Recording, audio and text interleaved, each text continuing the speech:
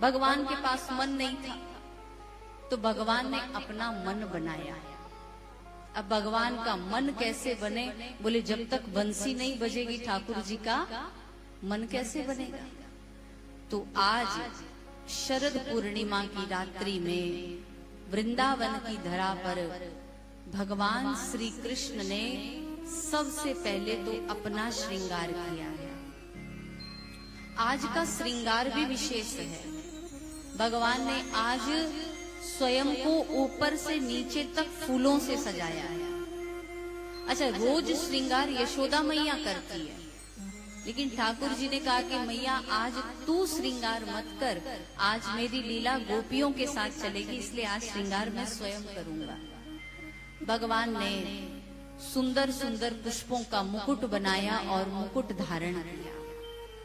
पुष्पों के गले में बहुत सारे हार पहने, पुष्पों के बाजूबंद बनाए, पुष्पों की करधनी, पुष्पों की पायजेब बनाई।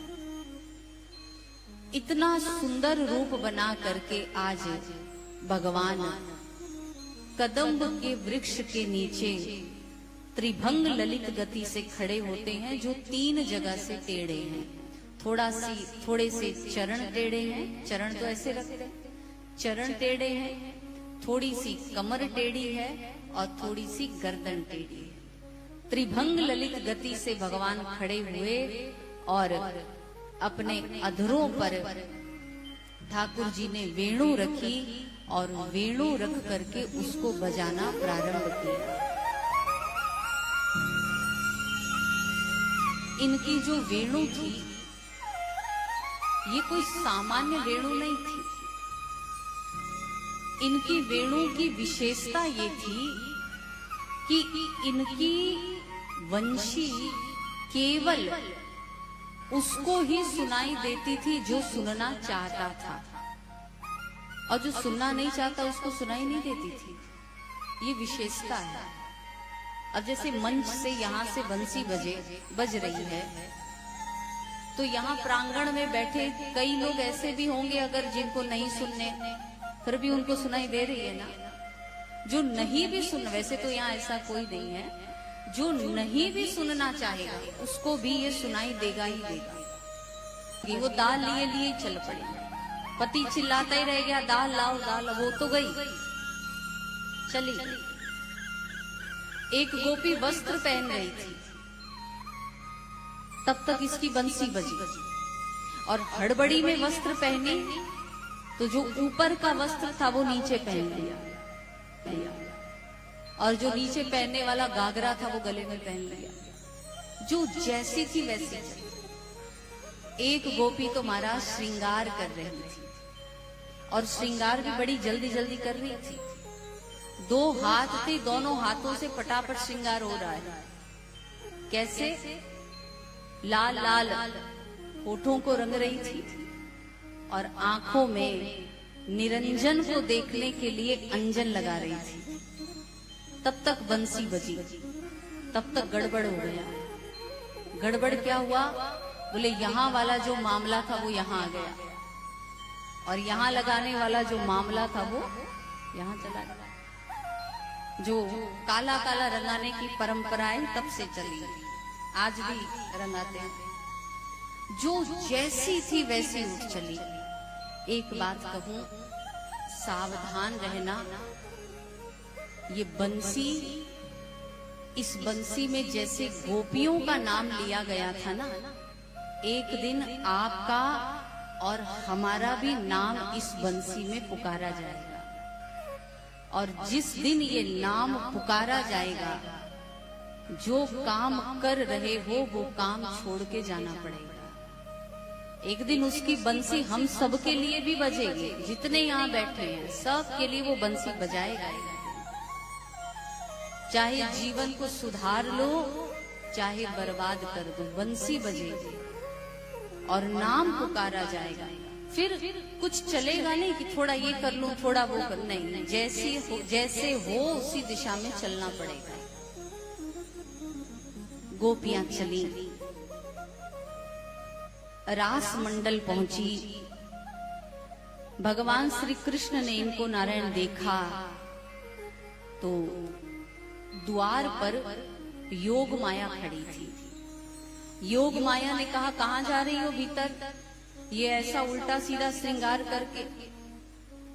इन्होंने कहा कि श्री कृष्ण ने बुलाया है, हमारा नाम लिया है बंसी में, हमको जाना है। योग माया ने कहा कि ऐसा श्रृंगार करके जाओगी रास में, उनको हंसी आ जाएगी। गोपियों ने कहा, अगर हमारे बिगड़े श्रृंगार को देखकर कृष्ण को हंसी आए तो हम तो हमेशा बिगाड़ कर ही श्रृंगार करेंगे। मेरे रोने पर जो तुझको आए हंसी, तो मैं रो रो कर तुझे हंसाया। अगर मेरे रोने पे उनको, अगर मेरे बिना श्रृंगार बिगाड़ने को तैयार है। गोपियों ने जब ये बात कही, योग माया ने कहा कि ऐसा नहीं, हम तुम्हारा श्रृंगार करेंगे, महाराज में जाना है।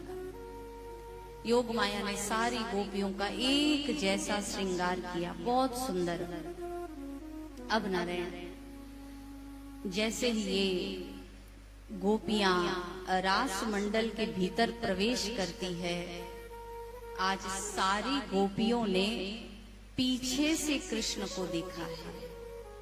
त्रिभंग ललित गति से भगवान श्याम सुंदर खड़े हैं, अधरों पर बंसी रख करके धीरे धीरे बंसी नाद कर रहे हैं।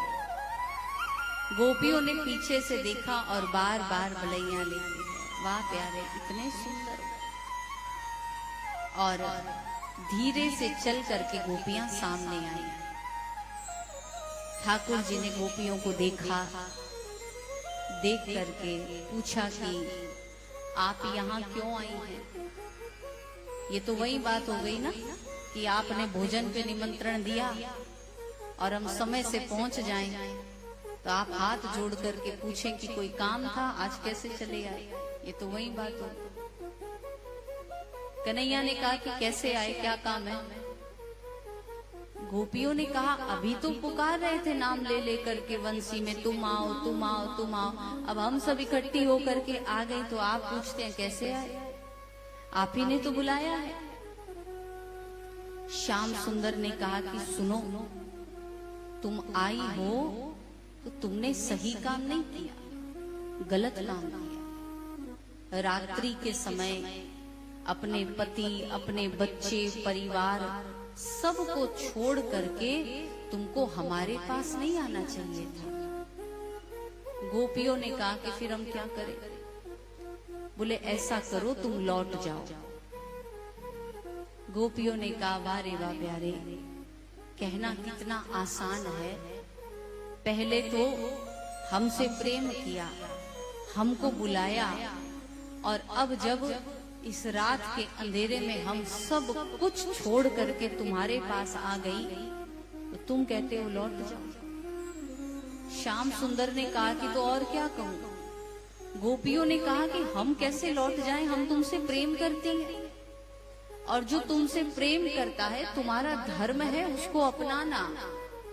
कन्हैया ने कहा कि वाह वाह वाह, केवल तुम ही नहीं, ब्रज की जितनी गायें हैं सब मुझसे प्रेम करती, ब्रज की जितने हिरण हैं सब मुझसे प्रेम करते। तो क्या मैं सारी गाय को, सारे हिरण को, इन सबको अपने साथ रखने लग जाऊं और अपने घर को चिड़ियाघर बना लूं? कोई जरूरी थोड़ी है तुम हमसे प्रेम करोगे तो हमारे ही साथ रहोगे, अपने अपने घर पे रहो। गोपियों ने कहा कि वारे वाह प्यारे, एक बात हम आपसे पूछती हैं, आप उसका उत्तर दो। गोपियों ने यहाँ श्री कृष्ण से एक बहुत सुंदर प्रश्न पूछा है। देखो, हम भी आपसे प्रश्न पूछते हैं, आप उसका उत्तर देना। एक लड़की का नया नया विवाह हुआ था, और फिर उस लड़की का जो पति था, विवाह होते ही कुछ समय बाद ही उसको विदेश जाना पड़ा। तो विदेश जब जाने लगा तो पत्नी ने कहा कि हम आपके बिना रह नहीं सकेंगे, अभी नया नया विवाह हुआ है। पति ने अपनी एक फोटो दे दी उसको, एक चित्र दी। लेकिन सुबह सुबह का टाइम था, वो पत्नी पूजा कर रही थी, तब तक किया है। 2 रास हुए थे ना, एक छोटा एक बड़ा, एक लघु रास फिर हुआ था महारास। अब लघु रास प्रारंभ होता है। भगवान गोपियों के साथ नृत्य करते हैं और जो नृत्य भगवान करते हैं उस नृत्य का नाम है हलीसक नृत्य। हलीसक नृत्य का अभिप्राय ये है कि नायिकाएं बहुत हो। नायिकाएं यानी हीरोइन या लड़कियां, जिसमें नायिकाएं बहुत हो किंतु नायक एक हो। और ये नायक इतनी चतुरता के साथ नृत्य करे, इतनी तेजी से नृत्य करे कि प्रत्येक नायिका को ये लगे कि ये नायक मेरे साथ नृत्य कर रहा है, उसके साथ नहीं कर रहा है। कमी महसूस नहीं होने दी। प्रत्येक नायिका को लग रहा है कि मेरे साथ नाच रहे हैं। इस कला से भगवान ने नृत्य किया। अब नृत्य करते करते जब गोपियां नृत्य कर रही थी तो एक गोपी की चोटी खुल गई। श्याम सुंदर ने सामने बिठाल करके उसकी चोटी गूंथ दी। एक गोपी को नृत्य करते करते जब पसीना आ गया, क्या कहें, ये इतना प्रेम दिखाते हैं, अपने पीतांबर से नारायण गोपियों का पसीना पहुंचा। एक गोपी की पायजेब खुल करके गिर गई। श्याम सुंदर पायजेब लेकर के आए, फिर चरणों में पहनाए। ये ऐसे ऐसे नृत्य करते हैं इनके साथ। इनकी इस क्रिया को देखकर गोपियों को लगा कि ये देखो हम कितनी भाग्यशाली हैं। श्री कृष्ण हमारा पसीना पोंछते हैं, श्री कृष्ण हमें पायल पहनाते हैं, हम कितनी भाग्यशाली। गोपियों को अपने भाग्य का अभिमान आ गया। और जहां नारायण अभिमान, कोई भी व्यक्ति, केवल गोपियां ही नहीं नारायण, अगर आपके जीवन में आप किसी भी चीज का अभिमान करते हो तो याद रखना, अभिमान भगवान ज्यादा दिन टिकने नहीं देता है। ज्यादा टिकता नहीं अभिमान। और अगर हम आपसे पूछें कि दुनिया में अभिमान करने लायक क्या है, आप क्या बताओगे? रूप है तो वो एक दिन बुढ़ापा आते आते वो नष्ट हो जाना है, वो भी नहीं बचेगा। रुपए पैसे हैं, वो भी एक दिन बचने नहीं है, ऐसे ही खाली आज जाना पड़ेगा, वो भी नहीं। नाम है तो नाम भी कितने दिन चलेगा। कुंडली में सूर्य की दशा 10 साल की होती है, 10 साल बहुत छा जाओगे फिर खत्म। दुनिया में एक भी चीज अभिमान करने लायक नहीं है। याद रखना, अभिमान करने से भगवान अगर गोपियों से दूर हो सकते हैं तो अभिमान करने से आपसे और हमसे भी परमात्मा बहुत दूर हो जाता है। अभिमान किसी चीज का मत करिए। लेकिन इन गोपियों के हृदय में अभिमान आया। तासाम तत्शोभग मदम वीक्षमानम च केशव। भगवान वहां से अंतर ध्यान हो गए। जब भगवान चले गए तो सारी गोपियां रुदन करती हैं, हे श्याम सुंदर तुम कहां चले गए? जीवन धन को खोजती खोजती गोवर्धन पहुंची है, भगवान नहीं मिले। गोवर्धन में जो आन्योर नामक एक गांव है छोटा सा, उस आन्योर गांव में गोपियां पहुंची हैं और उस आन्योर गांव में देखा कि एक स्वर्ण लता जैसी गोपी मूर्छित पड़ी है। ये कौन है? स्वर्ण लता सी गोपी, ये साक्षात श्री राधा रानी है। वो मूर्छित है। गोपियां दौड़ करके आई कि अरे श्यामाजू, आप यहाँ मूर्छित अवस्था में कैसे? पता है, गोपियों से अंतर्ध्यान होकर के ठाकुर जी राधा रानी के पास आए थे। तो राधा रानी ने सोचा कि ये जब तक मेरे पास रहेंगे तब तक गोपियों के पास दोबारा नहीं जाएंगे, अब इनको उनके पास कैसे भेजना है। तब राधा रानी ने जानबूझ करके मान किया। कैसा मान किया? राधा रानी ने कहा कि श्याम सुंदर, हमें भी रास में जाना है, हमारे साथ चलो। कन्हैया ने कहा चलो रास मंडल चलते हैं, रास करेंगे। किशोरी जी ने कहा कि हमारा श्रृंगार बहुत भारी है, हम चल नहीं पा रहे, ऐसा करो आप अपने कंधे पर बिठा के ले जाओ हमको। तो जो ये बात कही तो ठाकुर जी राधा रानी के सामने से भी अंतर्ध्यान हो गए। तब राधा रानी मूर्छित होकर के यहाँ आन्यौर में मिली थी। अब गोपियां आई, अब श्याम सुंदर न तो राधा रानी के पास हैं न गोपियों के पास हैं। तो सब ने कहा कि वापस कैसे आए? बोले पुकारो। जो कृष्ण के लिए गाता है उसको कृष्ण मिलता है, जो कृष्ण के लिए रोता है उसको कृष्ण मिलता है। आज सारी गोपियां नारायण यमुना किनारे एकत्रित होकर के एक गीत गाती है, जिस गीत का नाम है गोपी गीत। कनक मंजरी छंद में गाया है, 19 श्लोक हैं और नारायण प्रेम को बढ़ाने वाला ये गीत है।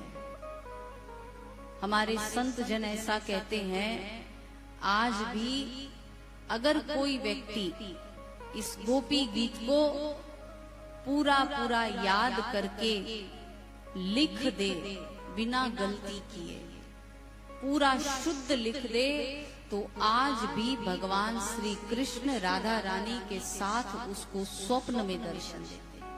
आज इस गीत की बहुत भारी महिमा है नारायण, बहुत भारी महिमा।